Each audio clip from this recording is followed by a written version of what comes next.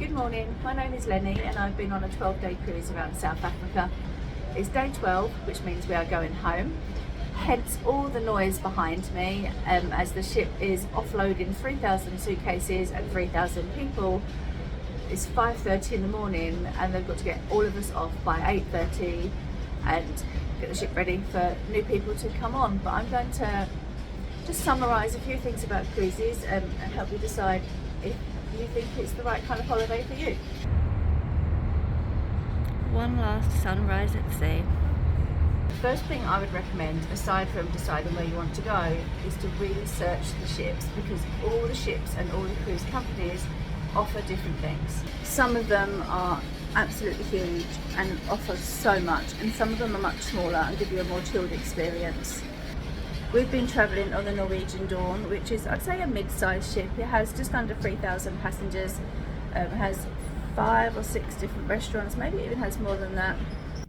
I actually think it may have about 8.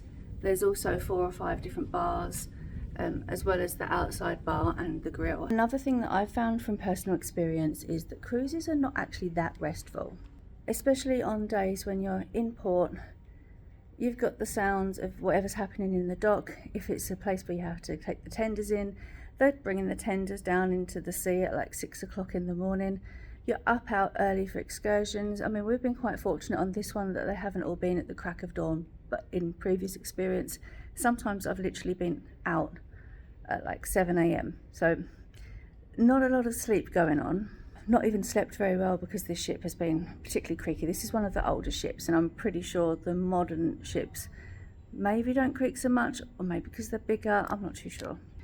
But sure, on sea days, very restful, chill up on the top deck, lovely. But decide what you want from your holiday, because it's not always chilling at sea. They kind of go. You're up late if you want to go to the bars and things of a night time, and you're up early for your excursions. But it's not all negative. My absolute favourite thing about cruising is the fact that every single day you wake up and you're somewhere new, and all you've had to do is go to dinner and go to bed, and I just think that is amazing. Another thing to think about is who your cruise is targeted, as some are more geared towards families, some are geared towards adults only, some are mixed, some are for older people. So have a little look at that. I feel like they used to have a stigma for being predominantly for retirees, and that's really not the case. Cruises are for everybody, but just do your research. Obviously the main thing you have to look at is price. They are in no sense a cheap holiday, but some do seem like a better deal than others. I feel like it's best to look for a cruise package where you sometimes get a hotel either at the start or at the end of the cruise, and sometimes you even get it at both, especially if you're like leaving from one destination and finishing in another. Unfortunately, we did not have that on this particular trip, which meant we got no time in Mauritius. Thankfully, we did have an overnight stay in Cape Town on the ship, so we have had some time here, but I know that other people on the ship are staying on for another night or 2 in a hotel, and I feel like that is the best way to go, even if it is a couple of £100 more. There are things to add on, like gratuities. Some ships have these included, some you can prepay so you don't have to worry about it, but these can be in like an excess of $20 to $25 a day per person, so it does add up. So that's one thing to look at. Booking your excursions through the cruise, again, is extra. There is the added assurance that if you book through the cruise and for any reason your excursion is delayed, the ship is going to wait for you, whereas if you book externally and something goes wrong, bye-bye, make your own way to the next port. But you're paying a premium to book with the cruise. Sometimes I think the peace of mind is worth the extra spend. And then there's drinks packages. There's different options.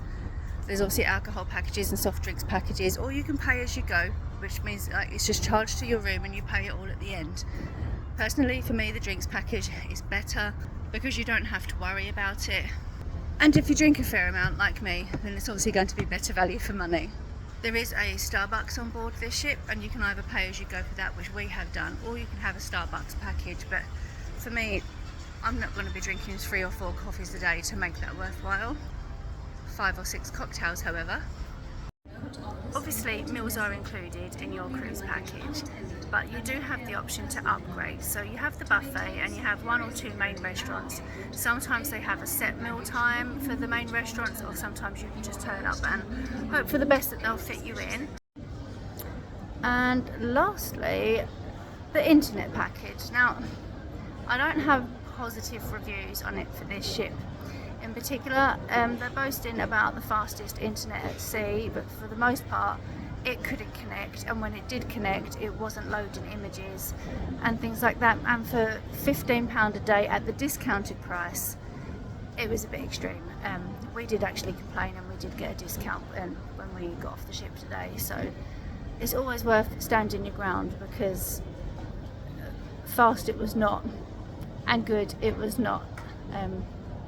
But what can I say, we're all addicted to our phones and we need the internet, so £15 a day is the price. I guess that is the price we pay for our addiction, right? So do look at what's included in your cruise ship and look at all of the extras before you kind of make that decision, because the total price can end up being a bit of a shock. Leaving the ship for the very last time, ready for my 27-hour journey home. Can't wait. I am looking forward to getting into my own bed though.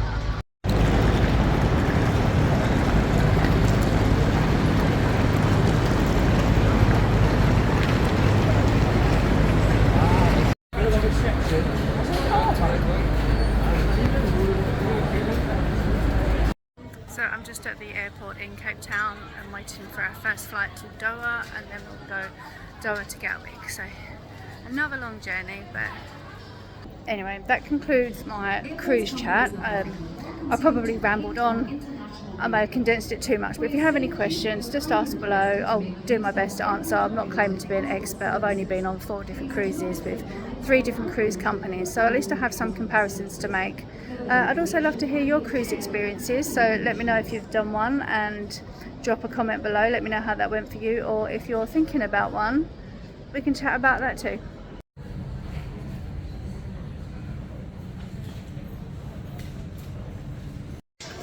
Ready for leg 2.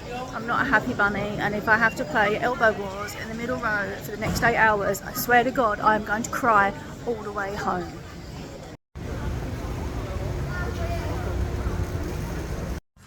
Finally back in the UK, I'm ready to go home, whack the heating on, get into bed and pretty much sleep for the entire weekend.